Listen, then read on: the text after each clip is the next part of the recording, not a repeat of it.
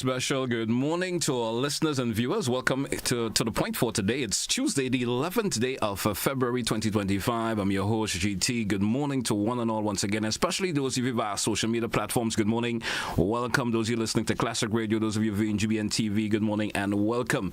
It's Opposition Tuesday here on the program this morning, and with me this morning, I haven't seen him in a wee bit. Nice to have you back as Mr. Oliver Joseph with us this morning. Mr. Joseph, what are you doing this morning? Oh, I'm doing well. Thank you for having me on this morning. It's been a while. It's been a wee bit since sometime in the early last year. Yes, I think I had you on the program. Nice to have you back. Nice to have you back on the program this morning, sir.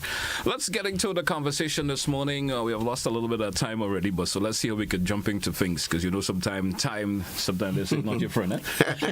It just runs out on you just like that. Let's kick it off this morning. So let's kick it off with a little political talk this morning. I haven't seen you being part of the new executive after the last convention. What is your major role within the New National Party right now? Yeah, so at the last convention, I indicated to the party that I will not be seeking re-election to the position of chairman. Quite early I said that. And also, I will not be contesting. I have no desire to contest candidate next election in the next election. So if there are two tasks, it was find a new chairman and a new candidate. Okay. I think it's time that I make way for new people. Younger blood. Well, I know you will say that, because that's the first thing people say. So I say I'm making way for new people. Well, they could be younger than me for sure. For sure. So that has been my position. That so I'm a member of the party. Yes. I still help in any way. The political leader and the have asked me to come to do this program. Give me the topic. I prefer when I'm given the topic. Okay. Otherwise, I come with my own view. All right. But I'm here as representing NNP. All right. And so while I have no position on the national executive, and while I will not be contesting, I am still a member of the party. Of the National Party. Yes. All right, nice to hear that. What's your thoughts on the new political leader, Honorable Pierre? Of course, she's been around for a wee bit, part of the new National Party. Your take on her taken to the realms of the new National Party as political leader? I like to give people a chance to prove themselves. Yes. I know her when I entered politics. Yeah. I think it's good to see fresh blood, a new leader, and some people are excited because a female leader, as for first time, a female leader will be contesting for or leading our party. All right. Into the election.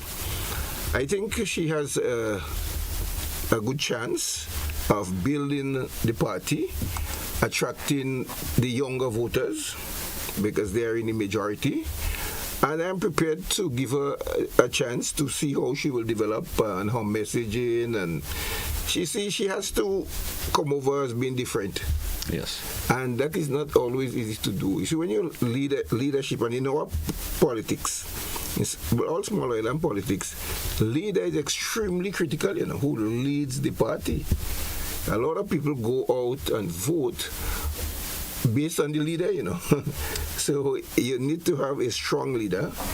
Yeah. Dr. Mitchell has been a very strong leader. Dr. Mitchell is no ordinary leader, but he has served well. His time has come, and he has moved on. We have new leadership. Let us see how this new leadership will play out and how much she will be accepted by the electorate in the country. All right. My another question I have is still under a little bit of the political realm this morning. Your thoughts on the resignation in various constituencies lately. How has that how that will affect the new National Party as an institution as it is right now? I'm not in a position to make a determination of how it will affect. From your personal perspective. Yeah, I'm coming to that. You see, as you asked me how it will affect. Now, I'm someone that like to have some facts. Okay.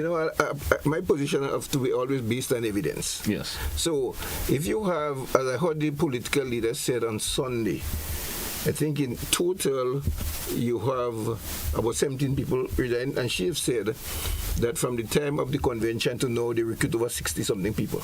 Yeah. So mathematically, she have gained. Yes. Right. But it's not as simple as that. The maths in politics is never as simple as that.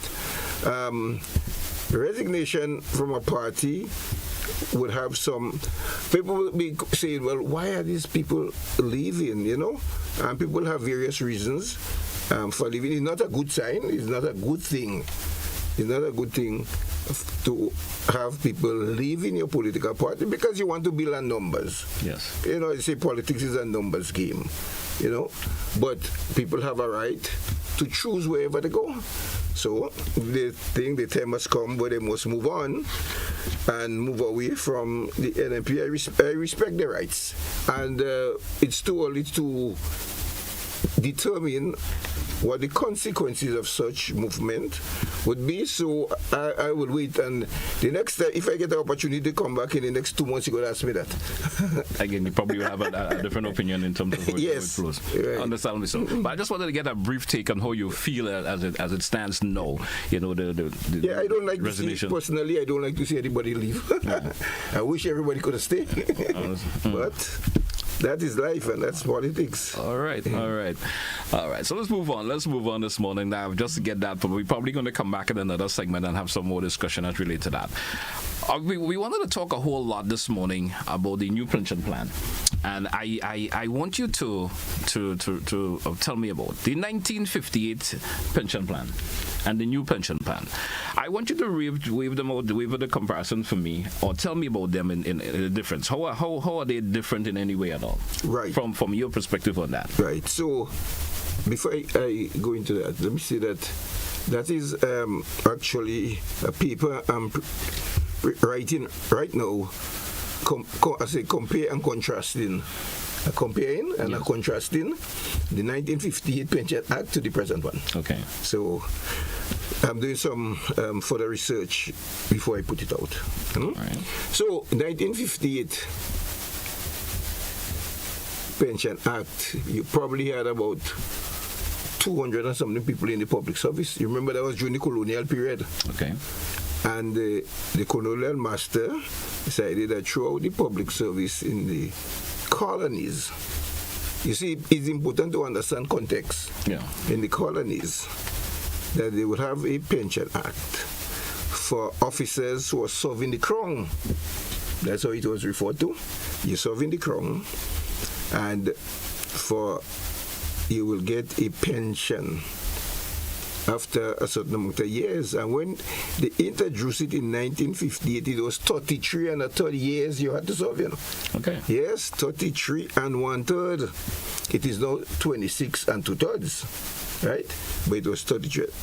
So the Pension Act was introduced for employees who were appointed by the Public Service Commission.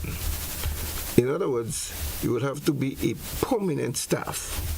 Okay. To be appointed in the public service, in the teaching service. The police had their own requirement, and the prison, there is no, as you asked me that, let me state, there is no one pension act for public officer. When you said there's no one, when you said there's no one act, right? Yeah, sure. So that's what I'm going to. That's what I'm going to explain. So you have the School Teachers Pension Act, the Prison Officers Pension Act, the Police Officers Pension Act, the Civil Service Pension Act, different pension act. You see, people think because you're all government employees that you have one act that covers everybody, and that is not. They were all different. Different, yeah. Because take for example, the 26 and 2/3 years I'm talking about for police officers under the rank of inspector. After 20 years, they can go and get a retirement. All right. Right. So it's different. For prisoners, it's different. From police, it is different. Teachers and public and civil servants, because if I say public officers, sometimes people confuse it to mean everybody. So let me say civil servants. Their arrangement is different under their own pension act, and that is why when I come to the new one, you will see that there is a schedule where it says except for the people covered under the Police Pension Act, the School Teachers Pension Act, the Public Service Pension Act, because they're all different. Okay. Right, so you had the 58 pension. Now, that was a non-contributory plan, right? When you work and you qualify, you make the time, you will receive a pension. This notion of a gratuity is something that has been misunderstood up to today. And that is what the unions and the workers were clamoring for, this gratuity. But let me explain how you get a gratuity. So there is not a gratuity act, What you have is a pension act. Yeah. To get a gratuity, you will have to accept what is called a reduced pension. Okay. All right. Or you could opt for full pension and get no gratuity. So your full pension, you get 75% of your last salary for the rest of your life. Okay. So you accept that, and that's it. There is nothing about a pension, which is a gratuity. Or you could accept a reduced pension, which is 50%, right, of your last salary. You get 50% reduced. And after 12 and a half years, because that is the time it will take you to pay back, if you like, the gratuity that you got, right? So after 12 and a half years, so when you worry the formula, you see 12 and a half years, after 12 and a half years, you will then revert to your full pension. Right? So you are saying, well, I'm not accepting the full pension when I'm going, because I need a gratuity. You see, this lump sum is something of money, and in some instances over 100,000, and people may still be retiring and have the mortgage to pay. I have other expenses, so they want this lump sum. In my history, I spent 30 years in the public service, in the Grenada public service, and 3 years working in the regional public service with a CARICOM organization. And in the 30 years in the Grenada public service, only one person I know that did that. In terms of taking the full pension, yes. Taking full pension. Yes, one person. There's other thousands there. And that person chose to go with full pension. Okay. That one and opting out of the gratuity. Yes. Well, yes, because if you get a full pension, you are nothing else to get, because pension, All right. is a pension act. So they took the full pension. So, as I said, this notion of the gratuity is your money that you take part. You take part up front as a full payment, and you call it a gratuity. All right. So the 1958 pension is a non-contributory pension scheme. So there is no fund put away in any particular savings for the government to use to pay, Or pension are budgeted for every year, like other recurrent expenditure. And that's the 1958? Yeah, under the 1958, because you don't contribute. Okay. And the government do not every month put aside some money enough, some fund, which they call a pension fund, that when you go, no. All it's done every year, there is the budget, there is an estimate done of how many people is likely to retire. Well, they will know they have the age. Yes. Right. And they will budget for it, like how they budget for other expenditure. Okay. So now, taking it, we started to a public service with about 200,000, with one with over 5,000. So the question is, how do you continue a non-contributory plan and make it viable and sustainable, where we could reach a situation where your pension bill is likely to exceed your wage bill, because every year people are good, and that is the issue facing all governments. We examine it, and we decided that we need to make some adjustments going forward. And then how the PRG handle it. So they look at how different governments handle it. And then before we come to the present stage. So from 58 to 1983, no change, everything Remain the same. remained the same. Then, as you know, in 79, People's Revolutionary Government come. They examine it and say, listen, we need to put a plan in place that will benefit all workers. Because I told you, if you were not appointed by the Public Service Commission, what they call a non-established then, Yeah. you're not entitled to this pension. Okay. So the PRG said, no, that is not fair.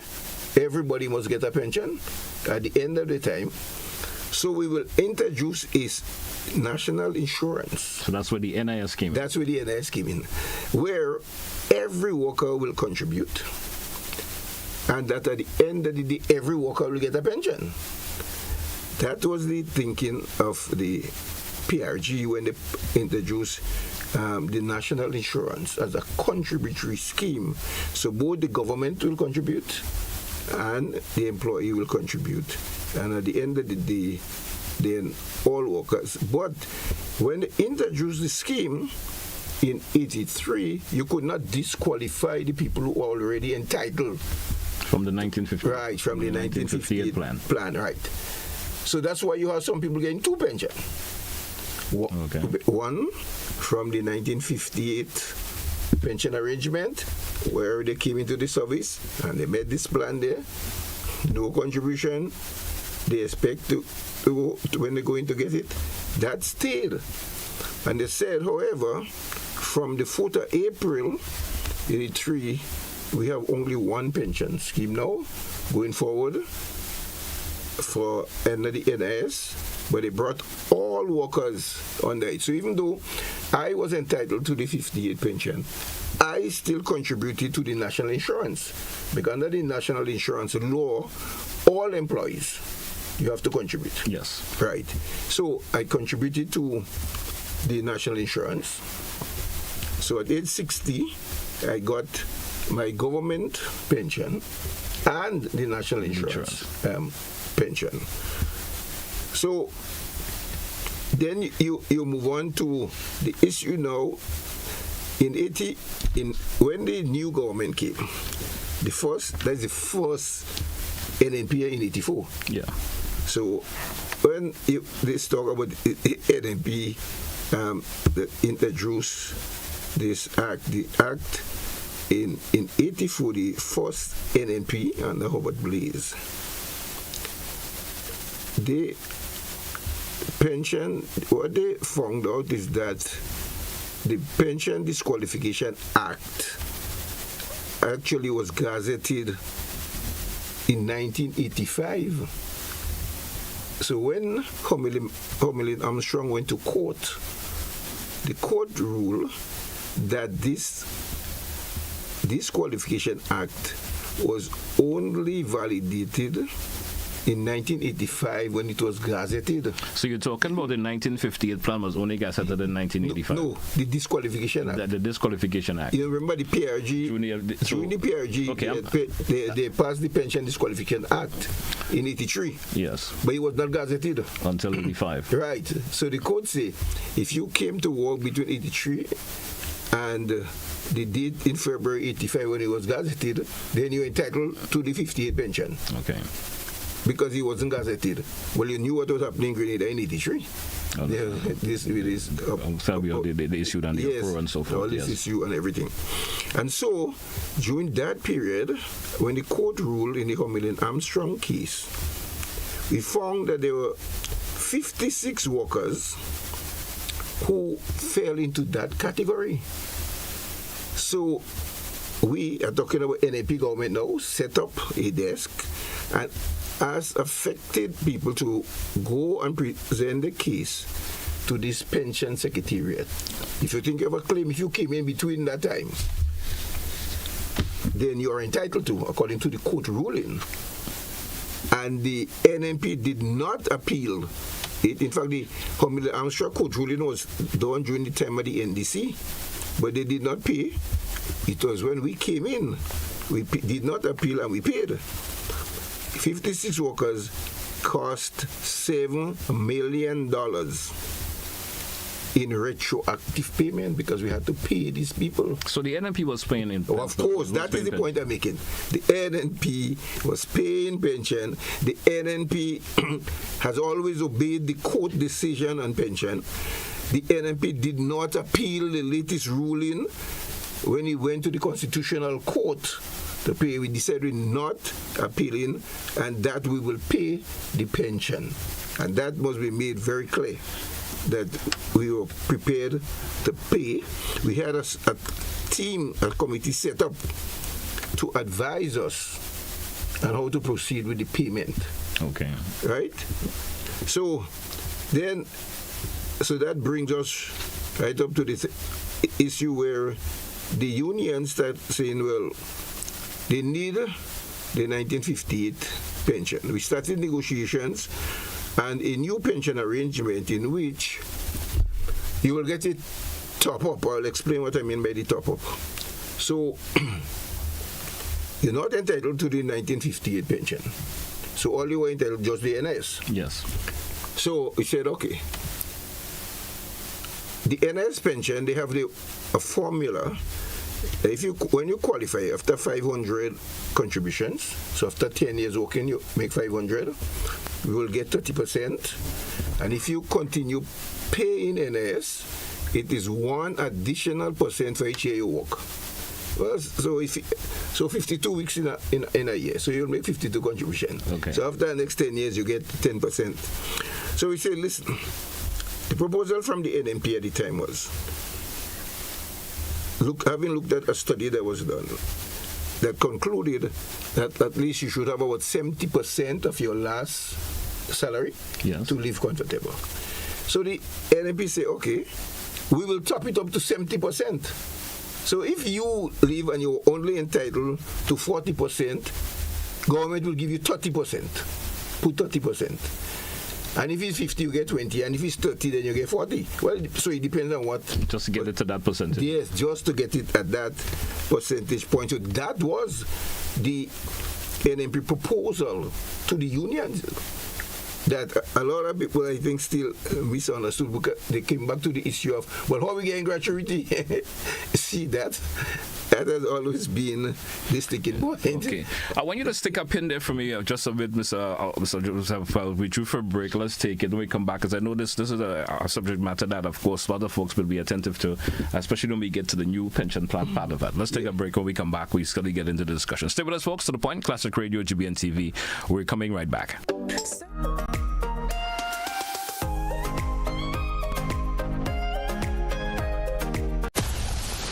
Grenada is indeed beautiful and worth exploring. We firmly believe that you should be allowed to do so. Why not explore Grenada with James Services Corp Off-Road Tours? Whether you decide to explore Grenada with your family, spouse, or large group of friends, we are ready to welcome you.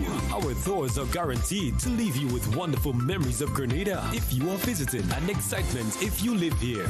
Book a tour with us now by visiting our website www.jamessvcs.com. Call 1473-442-3769 or email info@jamessvcs.com. James Services Corp Off-Road Tours. I am Dennis James Williams, owner and director of James Services Corp. Looking forward to welcoming you to the beautiful island of Glen to explore with James Services Corp Off-Road Tours. See you soon. Explore our beautiful island of Grenada from an angle that is unique and off-road, but equally fun. We are 100% family-friendly tours. Are you ready for the ultimate celebration of love? Saturday, February 15th, Love Fest takes over the breathtaking Quarantine Point Recreational Park from 5 p.m. to 2 a.m. Live band performances from Boise and the Bad Squad Band, Ajamo, Cole Baldio, Solid the Band, Pan Wizards, plus DJ Danny, Mr. Cheeks, and Fearless Kevon. Indulge in chocolate making, candle making, outdoor dining, Latin dancing, Cupid's playground, a singles mixer, beauty bar, love fest shop, and a cocktail and drinks bar. Get your tickets now, just $100 for one, $180 for two, at Grenadian Optical, Melville Street and Spiceland Mall, Eventbrite, or go to fet.com, or pay more at the door. Visit www.yourlovefest.com for updates, or follow at Your Love Fest on social media. See you at Love Fest, Saturday, February 15th at Quarantine Point Recreational Park.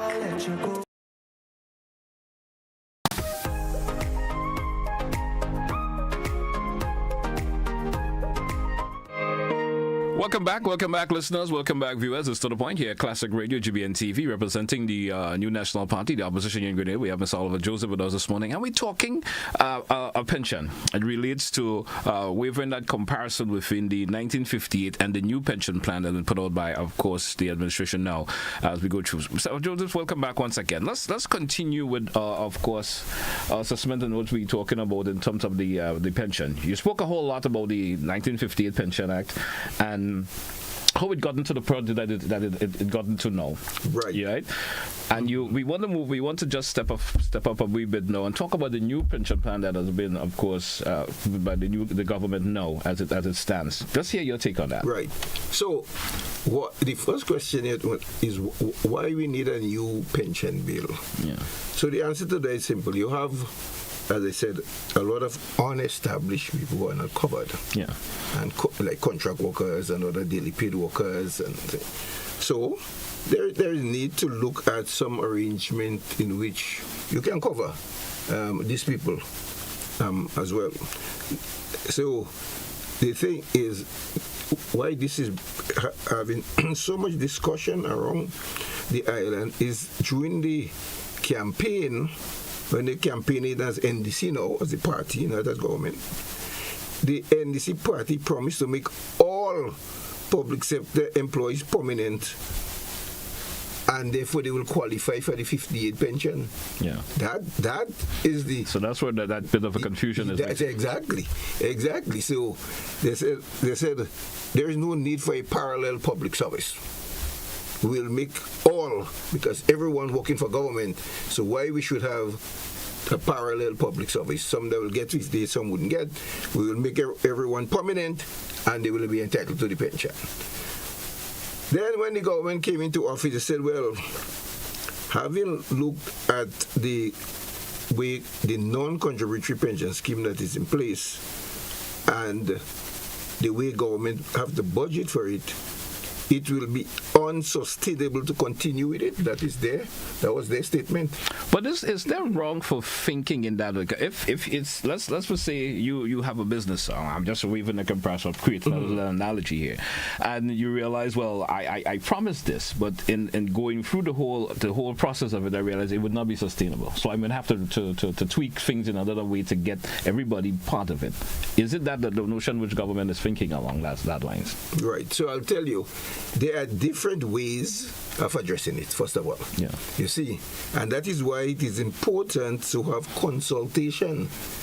And that is why when I was a minister in government, and there's a broad policy issue to be discussed. For example, the poultry policy when I was Minister of Trade was not led by the government unit, it was led by the poultry sector. They are the one that's involved.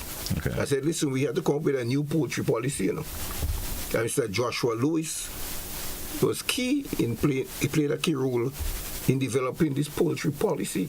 I find you get very, very good ideas and you get a wide range of views and you could then develop a real good policy. So the unions have been saying, well, we have not been consulted. And the government responded, well, we sent an invitation to the Trade Union Council. That's the umbrella body. Yeah. To send a representative, and they refused to send a representative. So how we could say now you are saying you were not consulted. And the Public Workers Union have the largest amount of government employees that they represent. They said, well, we're asking for dialogue with you, so why can't you come and sit down with us and hear our view, right? And the government proceeded to hire an expert in that area, which is the correct thing to do.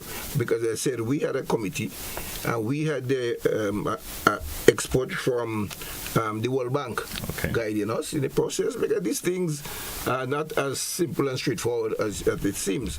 So to deal with your question, there are different ways of solving that problem. What the government chooses to do is to set up actually a pension fund, and make the pension fund compulsory at a rate of 3% for salary lower than 5,000. Well, it's 5,200 now, because the law actually say for the NIS ceiling was 5,000. That is the maximum you pay on, and they have changed it to 5,002. Okay. So if your salary is below the ceiling of NIS, you will pay 3%, and if it is above, you will pay 6%. There is no need really to apply two different rates. If you have in a fund encouraging people to save, then you have one rate for everybody. People, you say 3%, and government will match it at 3%. So then the compulsory for the fund. We are saying that what happened to the people who from the 1st of January, because this act came into being on the 1st of January. In fact, the first deduction was made last month. All right. So it said, well, what happened to the people who you made they working 10, 15 years already? Would they still fall under this plan? You see, our position on that is it should be for new entrants in the public service. And People not the folks who have been there before. Yes. Why are you stated to appeal for that reason? Yeah. Why is it stated for that reason, for that particular reason? Well, you see, they need to be grandfathered in, because, listen, just like when the NIS came, the PRG said, well, for all those who are there, it's okay, you will continue with your benefit.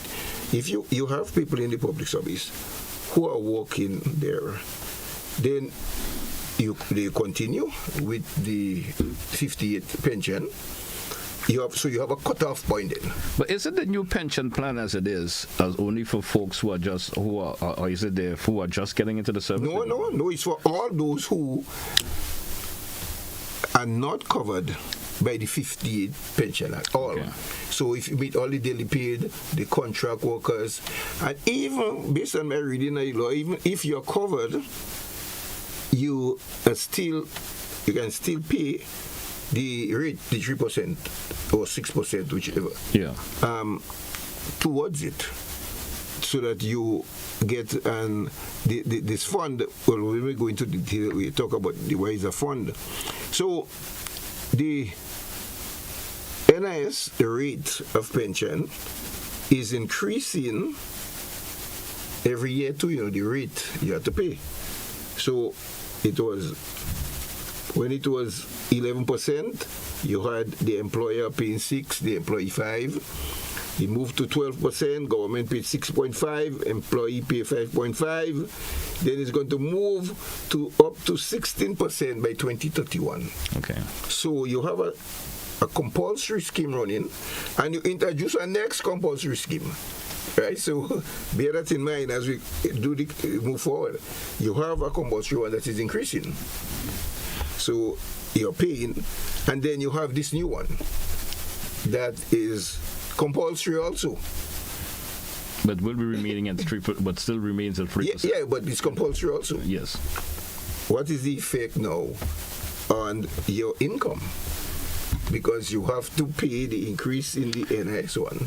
Well, it actually leads to a question that I wanted to ask you. How difficult will it be for that regular worker in terms of the percentage deduction with the other deduction that's already existing? Yes, well, you will have less disposable incomes, just off the bat, because you are paying say 5% from NIS, you went to 5.5, and then you go to 6%, and then you have to pay 3%. So that would be 9%. 9% to be in both plans, or if it's 6% you're paying, then you'll have to pay 12%. So it is your disposable income And you will say, okay, but it is deferred savings. You put it towards savings. The argument would be, well, you deferring it, but as a long-term saving plan. Yeah. We're telling you must save it there. My next question, before you give me a bit of an explanation in terms of the fund, how effective and sustainable will be this plan in the long term, especially in a Grenada economy? We're talking about the new pension plan. How effective would it be, or sustainable would it be in the long term, especially in the Grenada economy? Well, the government said they will set up a separate board to handle it. Yeah. And they will have to invest the funds, like what you do with pension funds, in order to get a return on the investment. So, and then when you come to the time, well, they have over 5 years, they have the schedule of how you could benefit. Yeah. But you will get 25% at the time you live in, and the other 75% over a period of time. Now, well, that will exhaust. There would not be a pension for life. In the NIS one, you get it until death. Okay. But according to how you're drawing down on the remainder. Okay, that in terms of the new pension plan. The new one, the new how pension. you drawing again? Right. That may not last you for exactly for very long. So I'm saying this plan has certain flaws that need to be examined. Yeah. Right? Because you want to address the issue of having these workers get a pension, but there are several ways of doing it. And from the NMP perspective, we do not think that there was enough consultation on that, because there is no just one way of doing this, of implementing this plan. Now, workers who the union normally negotiate salary increases every 3 years. When I was in the union, you negotiating team, probably just started, we used to do it based on category of salary bands, right? Yeah. So if your salary was less than 1,000, we ask for more for you, and between 1,000 and 1. And now, then over the years, it changed to just a flat across the board. No. So just a 4% for everybody. Right. So, for example, January of this year, workers were entitled to 5% increase based on the last union agreement of 4, 4, and 5. Yes. If you in that category get 5%, and now you have to pay 3%. So just follow me. You have to pay 3% now from January. Yeah. You are just giving 5, but 3% will be deducted, and an extra 1% for NIS. So you're left with 1. Just 1%. Right. Well, yes, 1%. So in that context, the workers are placed at a disadvantage in the medium and long, in short and medium term. You could say in the long term, well, they will get, the benefit, but immediately you get a 5% increase. So the union may have to start looking at negotiating in bands once again for these people. Or, of course, when they go to the table now, they will ask for higher increases. They will say, well, if our workers know how to pay 9%, or in some cases 12%, well, or you could give us 5%, So it has all these implications for the implementation of a new plan.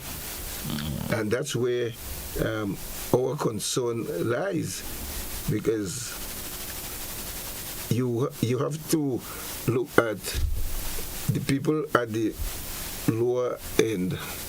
Just like when we introduce income tax. If you do not pay no income tax if your salary is less than 3,000. Yes. And because you want these people to have all the disposable income, you tax them and they don't happen. They come to you for housing, for everything. So what's the point? You're going to tax them and you have to take the same money and give them. So we said, no, the first 3,000 free, and if you're above 5,000, you pay 28%.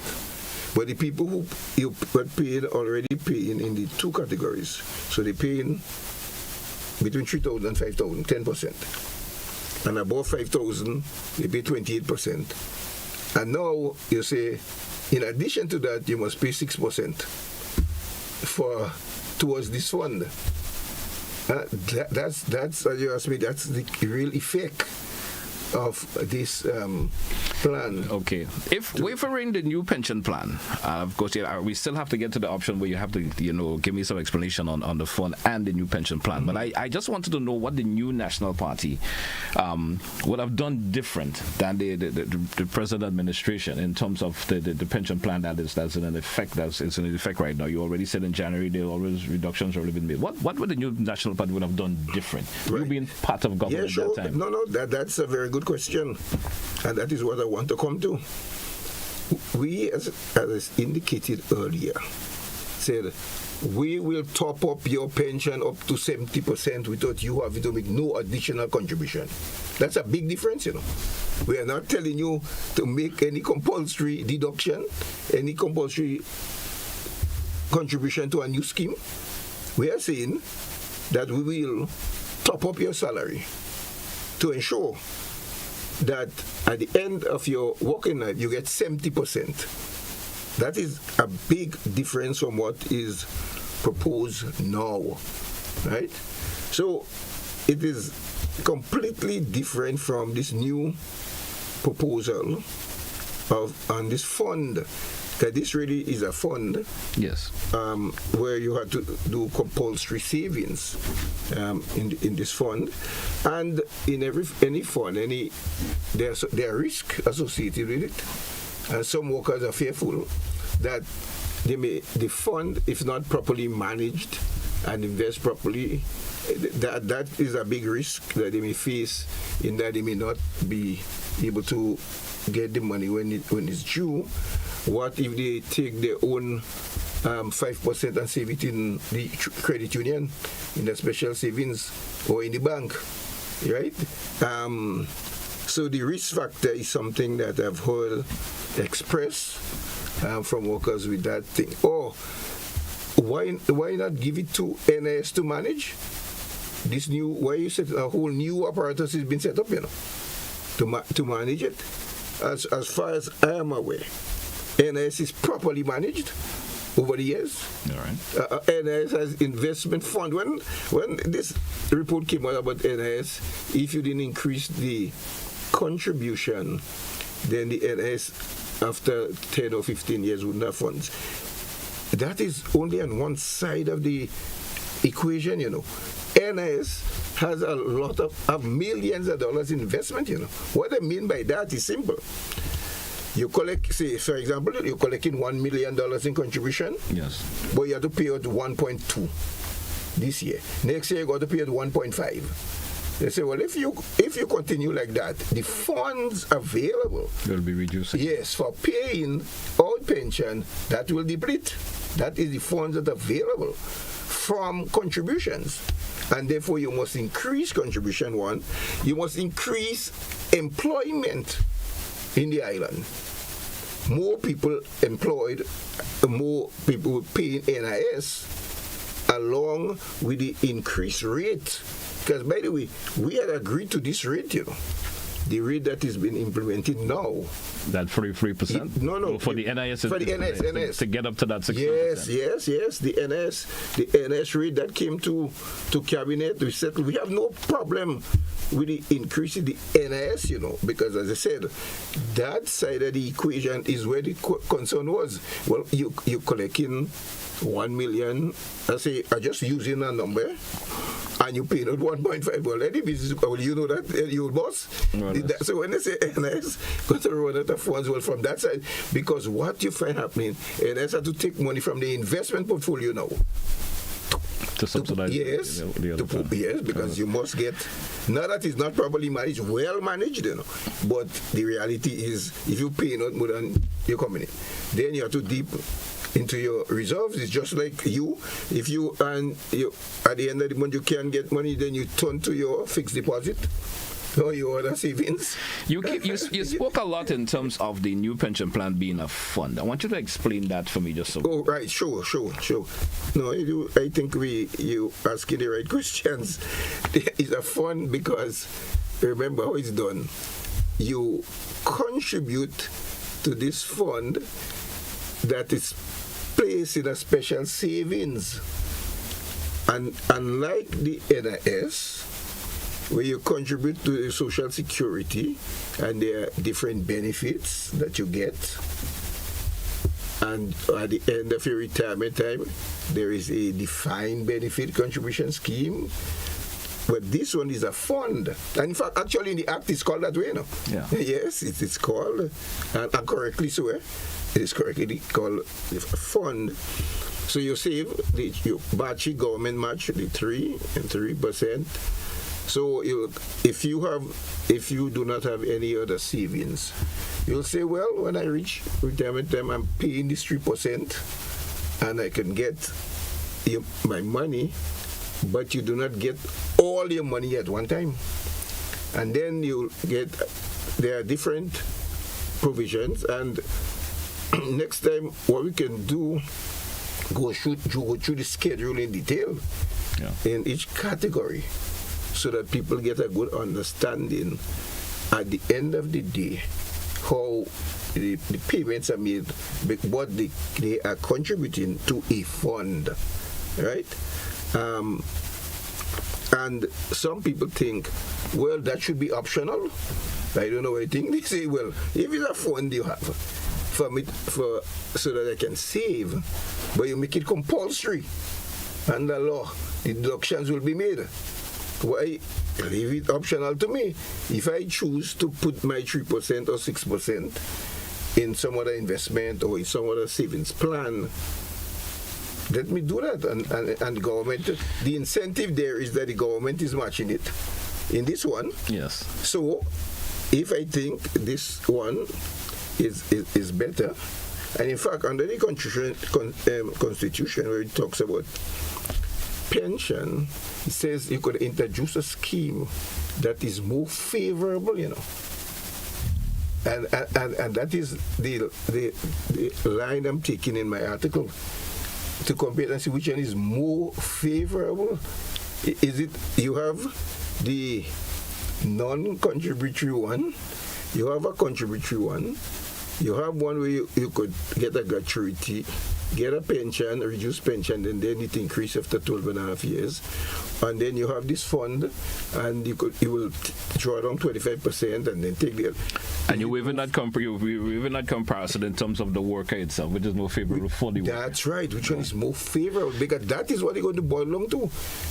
Which is more favorable? Because it says you could have a new plan there. So, you know, we got to that stage of the morning where we may have to bring you back next week to continue on this, because it's an interesting topic, because we just a few minutes before we wrap, but we want to entertain a couple of calls, because I know there are listeners who may have a question or two in relation to this conversation this morning, and we'd like to ask you a question in relation to, of course, what you speak about in terms of the pensions and so forth. What's about if we do like the last time? Go right through and next week take all the calls after half an hour? Well, we just have a minute, just a couple of minutes. So let's take a caller, and of course we entertain it. Caller live. Good morning. We'll take advantage of the situation. Good morning, Mr. Telesford, and good morning to you again. Good morning to you, sir.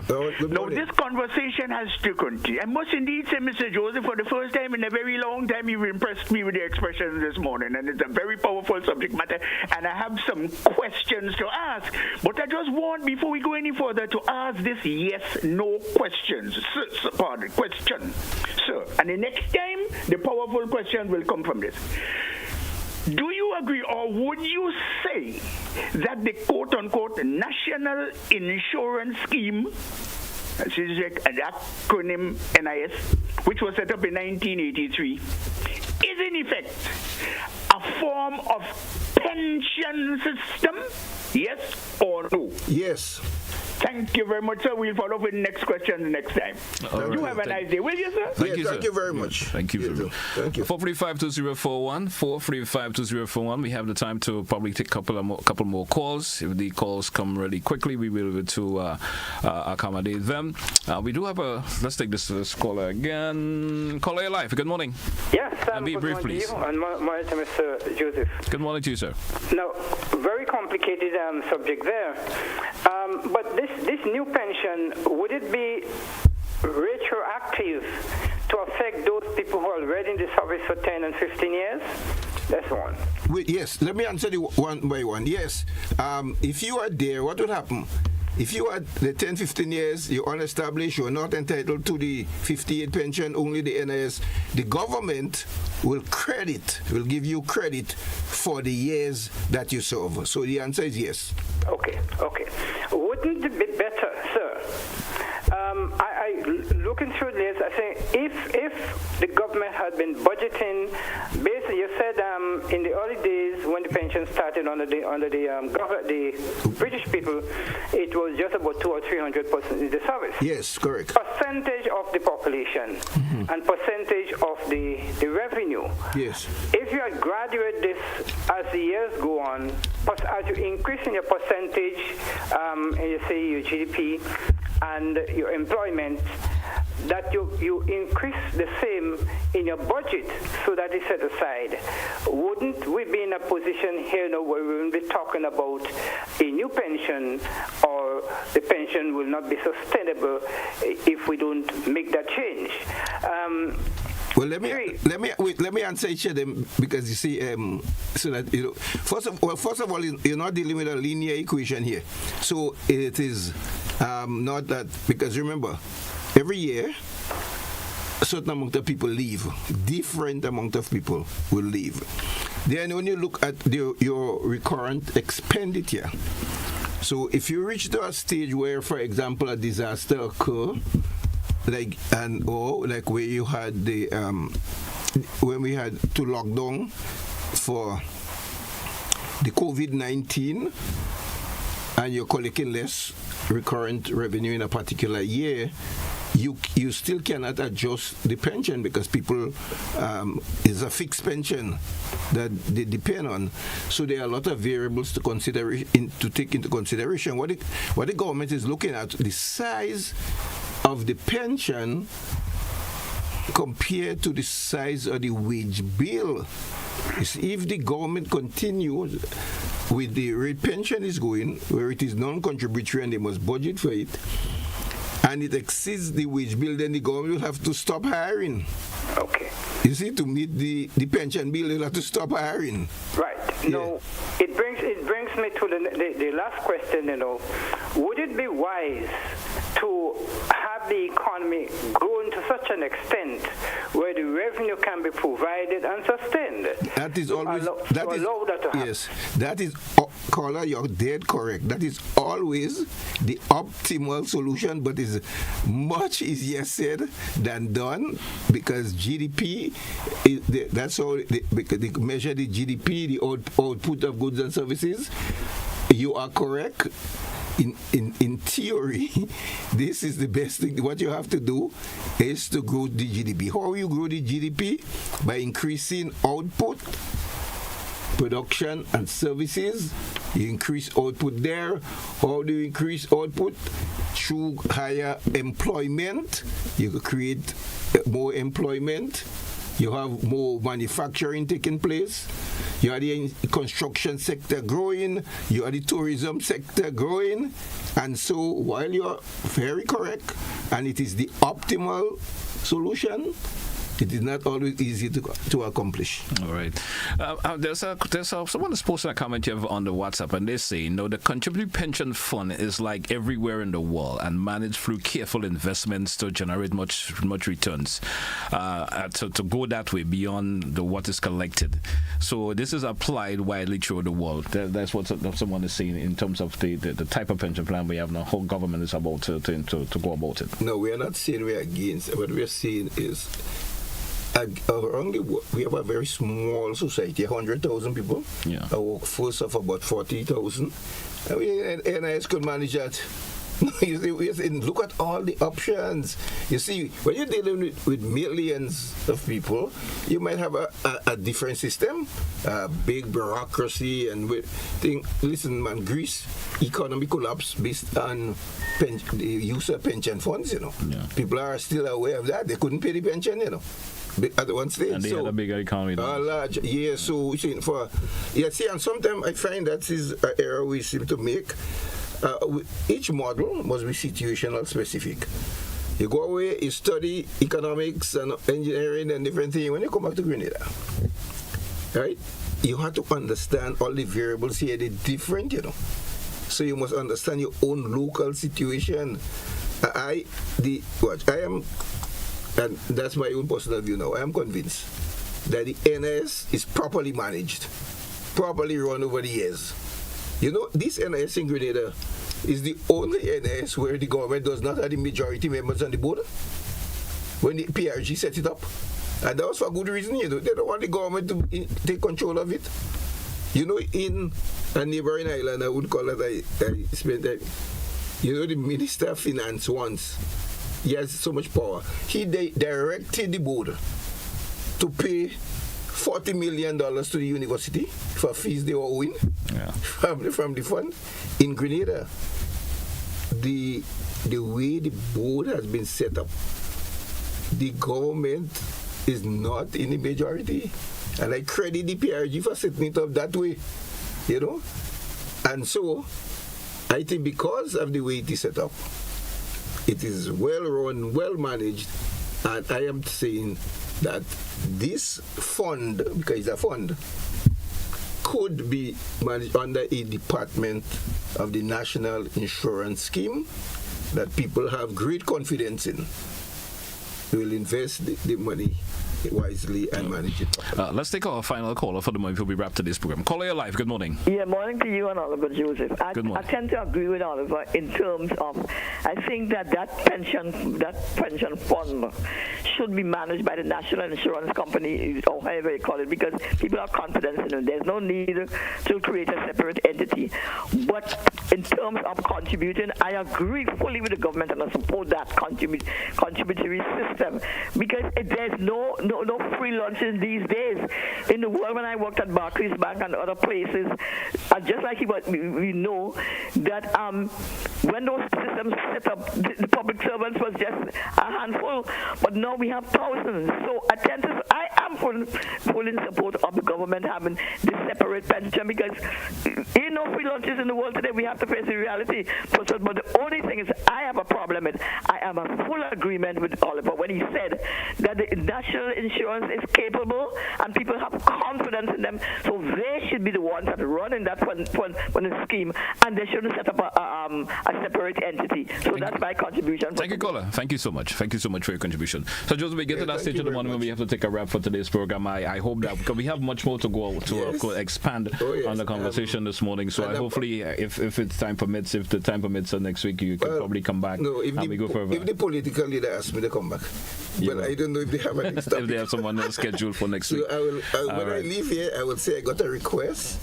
to return to continue the discussion. Yes. And I'll be willing to come, because it's really about sharing information. More or less, yes. Not any, sometimes this program come over as being too political. Yeah. But I mean, look at the calls this morning. How objective they were. You know, they want looking at the facts. I think more of this program has to, you see, because you say I'm from NMP and the next person is from NDC. But no, let's deal with, analyzing the facts and providing the information to the population and to all who listening, so that they have a very clear understanding. So it was a pleasure being here. I think we had a very good discussion, and I will call when I walk on the studio. I will call it, because I'm sure she's listening. All right. And ask her. I think it will be okay. So once again, of course, I want to thank you once again, Mr. Joseph. It was always a pleasure having a conversation. It is always fruitful to listen to, of course, to the information that you give. And all the best for the rest of the day, sir. Thank you very much. Same to you. All right. Hey, folks, that's we're going to take a wrap for this edition of To The Point. Join me again tomorrow for another edition of To The Point. Until then, have a good one, folks. Goodbye.